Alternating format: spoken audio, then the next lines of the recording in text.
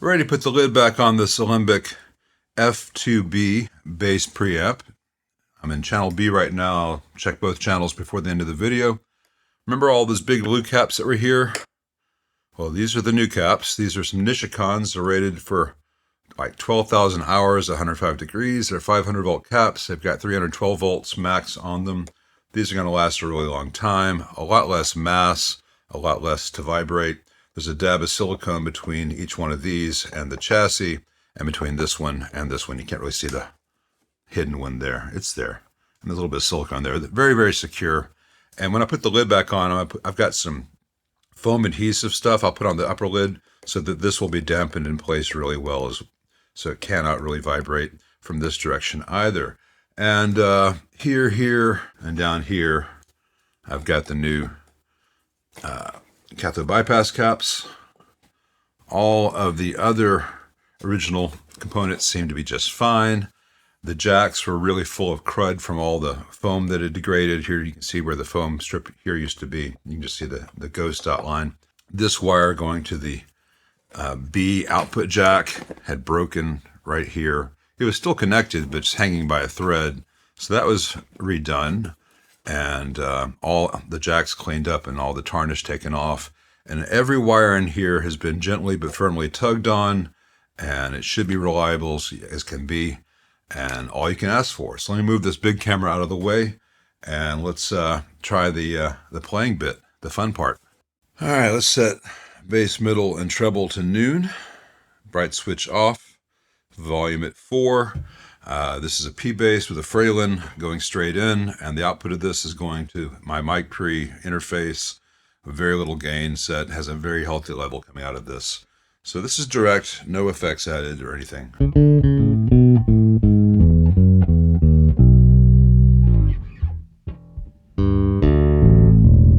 Needs a little bit of liveliness. Let's turn the treble up just a hair.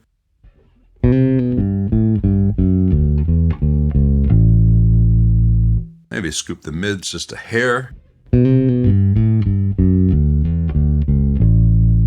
That's a real nice clear sound. This bass is pretty amazing. Got a lot of low in there.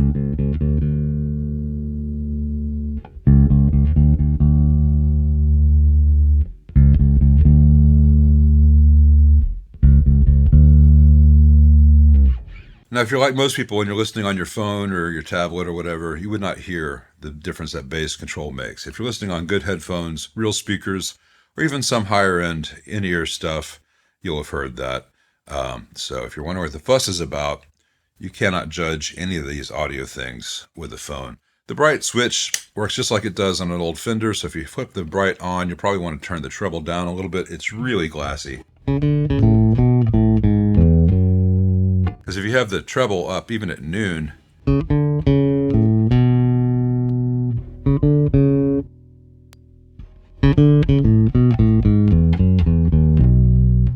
unless you really want a little bit of the accentuated, be careful using that bright switch.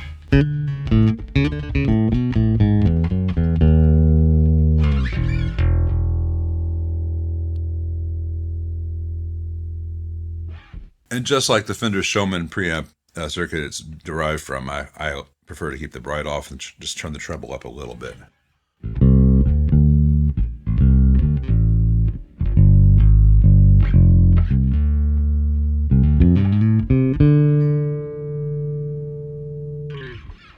Let's try the other channel. They're identical, but let's just make sure that they're both working. So again, setting them, let's see, set them exactly the same as they were what you just heard, or as close as possible to exactly the same.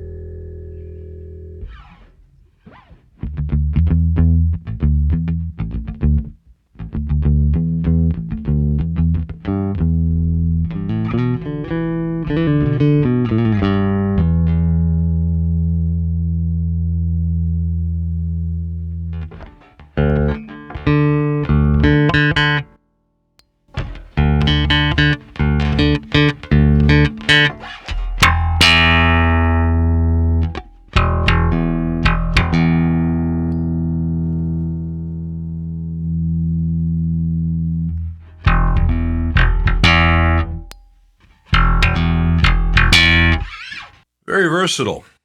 I think a real bassist will have a lot of fun with this. But my job is done. This has been an easy but fun, very satisfying job to restore a nice thing to the best of its capabilities. Oh, if I didn't mention, the cathode bypass caps are Vishay, and the filter caps are Nishikon. And most of the work involved in this amp was cleaning and just making sure that everything was just so. And everything is. Thanks for watching.